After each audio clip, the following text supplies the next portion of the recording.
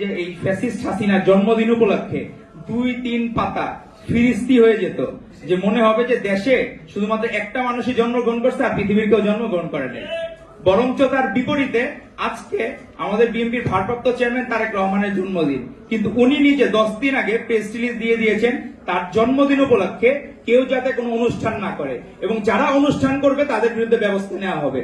তো আমরা first world কান্ট্রির যে আমরা বলি যে অনেকে সাইকেল নিয়ে প্রাইম মিনিস্টার হয়েও অফিসে যাচ্ছে, অনেকে নিজেদের প্রচারণা পছন্দ করতেছে না, তারই ধারাবাহিকতায় আমরা এমন একজন নেতা পেতে যাচ্ছি এবং আমরা পেয়েছি যারা নতুন এই বাংলাদেশকে, তারা দেশপ্রেমকে জাগ্রত করে তারা নিজের জন্মদিন পর্যন্ত এই জুলাই বিপ্লবে যারা আহত হয়েছে, নিহত হয়েছে তাদের সম্মানে উনি নিজের জন্মদিন পর্যন্ত পালন করছেন না। এই জিনিসটা তো কোনো পত্রিকা আজকে হাইলাইট করে নাই। আমি সকালবেলা অনেকগুলো পত্রিকার শিরোনাম দেখলাম, কোথাও লেখে নাই যে তারেক রহমানের ভারপ্রাপ্ত চেয়ারম্যান তারেক রহমানের জন্মদিন কিন্তু উনি পালন করতে মানা করেছে, কোথাও কোনো জায়গায় উল্লেখ করে নাই। তো এই যে সাংবাদিকতা, পক্ষপাত দুষ্ট সাংবাদিকতা, আমরা এটা চাই না। আমরা চাই সকলের জন্য সমান অধিকার থাকুক, সে যেই হোক। কিন্তু এখানে অনেকের মায়া পড়ে আছে, মায়া কান্না, ক্রোকোডাইল টিয়ার্স।